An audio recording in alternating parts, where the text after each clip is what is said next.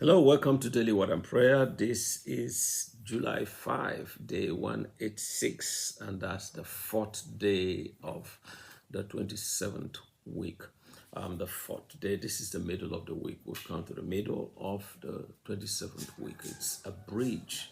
It's a bridge connecting the first 3 days and the last 3 days. And, it's just like a bridge. It's like the fourth day in every week is like a promotion examination that you have some decisions to make. You have some, decisions. And in the Bible, it is a season of temptations. The temptations of Jesus are recorded in the four chapters of the Bible. Four chapters of Matthew and Luke. And in other four chapters, you have some not so pleasant experiences. People go through trials and testings in the fourth season. Go through trials and testings in the fourth season. So I pray for you today to have strength. Now, it's not that God just wants it to be a season of trouble. Remember that there are three key actors in every season. God has a plan for you in every season. Yeah, God has a plan for you in every season. Now, the enemy also has a plan, that he wants to execute against you in every season. Every season. The same time that God has something he wants to give you, the enemy has something he wants to take from you. That's the way it works. But, as we take our stand with God, the enemy can become disempowered that he will not be able to execute what he wants. Now, the third person who has, a loud voice in every season is you. Yeah. The decisions and choices you make in any season determine how the seasons affect you, how the seasons play out in your life.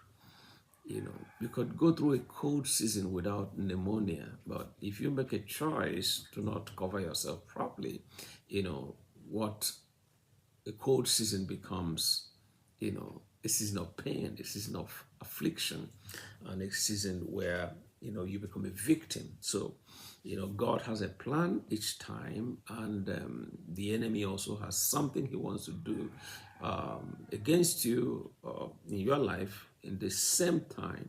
And then you are the gatekeeper in every season. You choose who you open the gate to.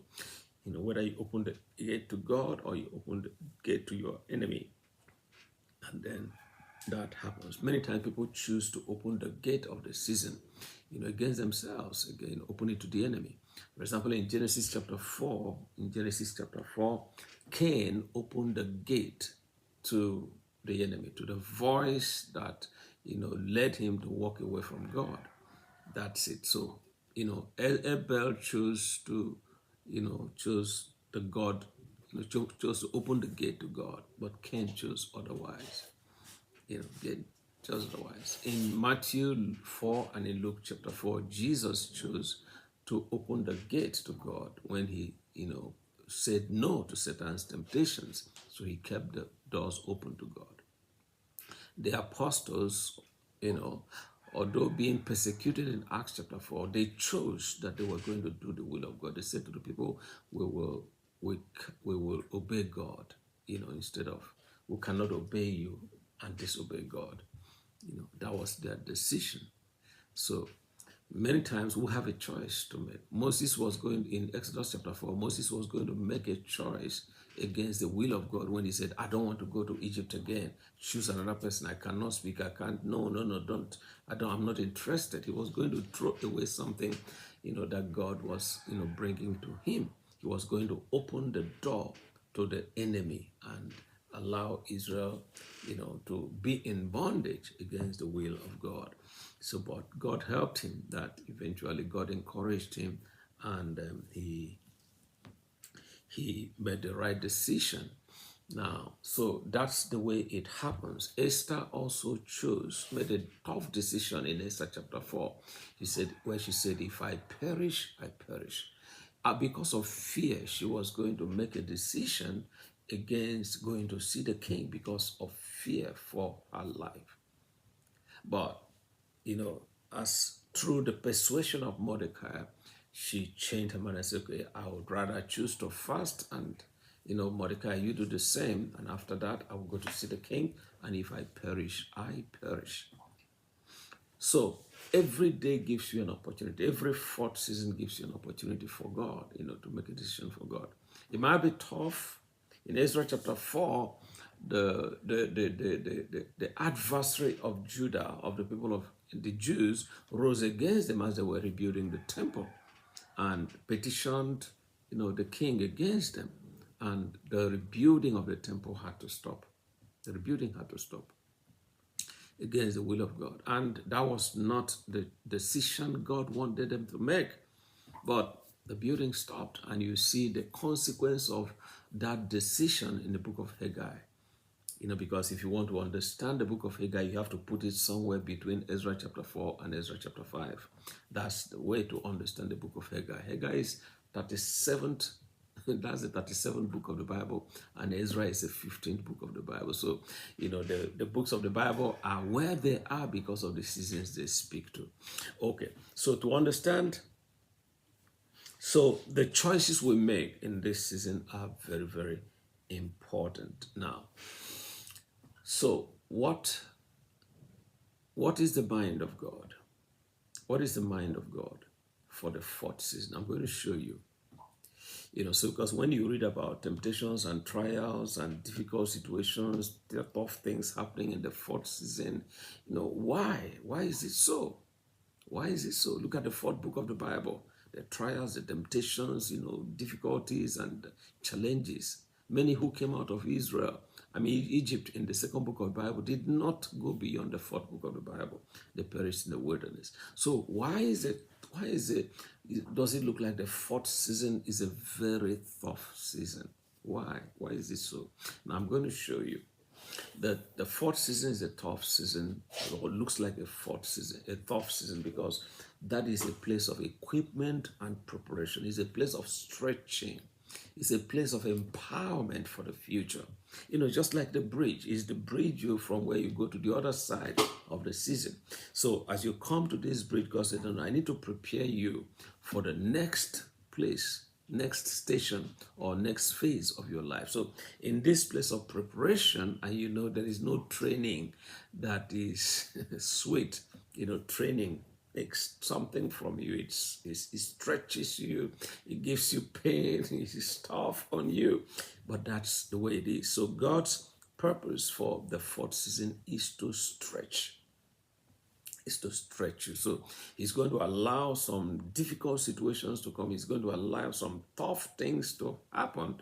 And you have to make a choice to stay in the heat. Remember, God made the sun on the fourth day, and sun gives heat.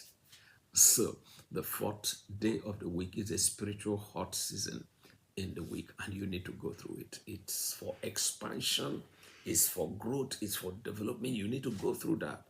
So, but what the enemy does is he hopes to use the pressures of the season to break you. And God is using the pressures of the season to toughen you. So you need to understand this. So when you see pressures in the fourth season, it's not that God has left you. No. The pressures have a purpose. The enemy wants to use it to break you, destroy your faith. And God wants to use the same pressure to build you up, to toughen you. So if you read Second Corinthians chapter 4, he said, we are pressed off on every side, but we're not knocked down. So the pressures have a purpose. Jesus and his disciples, were on a boat in Mark chapter 4, and they were going to the other side, and then the storm came. And then they began to cry, Lord, why do you not care that we perish? Yeah, Jesus rebuked the wind, but afterwards he said to them, where is your faith? Now that brings me to, some of the things that we need to go through the fourth season. When you come into a fourth season, don't be afraid. Don't be afraid. Don't be afraid. It's a time to have faith in God, because God is equipping you and building you up. So you need to, focus on faith. Hebrews chapter 4 said, the word did not profit them because it was not mixed with faith. Faith is important in a fourth season. So in the place of fear, you need faith. You need faith in every fourth season.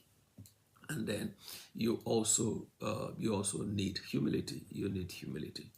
Humility. Pride is a killer. If you read Daniel chapter 4, because of pride, Nebuchadnezzar was reduced to an animal. For 7 seasons, he had to live in the bush. His nails grew. He was just like an animal. So pride is a killer. That's what destroyed, Cain's life. He was arrogant. He was proud. So take pride away. Take pride away. You read James chapter 4, you see, he gives grace to the humble. He said, humble yourself under the mighty hand of God that he may exalt you in due season. So pride is a killer in the fourth season. Another thing that we need in the fourth season is prayer and fasting. Prayer and fasting helps you to sensitize your spirit to be ready to discern and to hear God. So it's a time to withdraw, pull back, so you can stay properly focused. That's why Revelation chapter 4, in Revelation chapter 4, the one who spoke with John said to him, come up hither. God said to him, come up hither, in that vision, and come up hither. So you need to move up higher. You don't need to stay with the crowd. It's a time to move aside.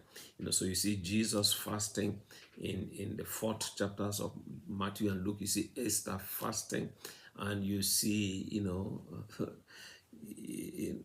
so you see Moses fasting in the fourth book of the Bible. So it's a time to pull back and withdraw.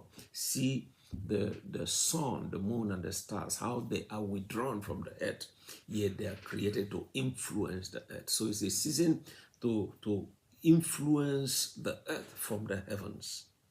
So you need to be in the heavens in the fourth season to be able to influence and impact the earth.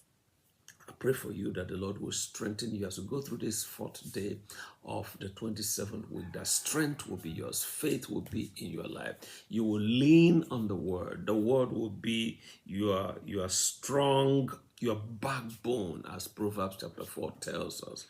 You see, so I pray the Lord bless you, and that you will be tremendously, blessed and favored this fourth day of the 27th week. God bless you.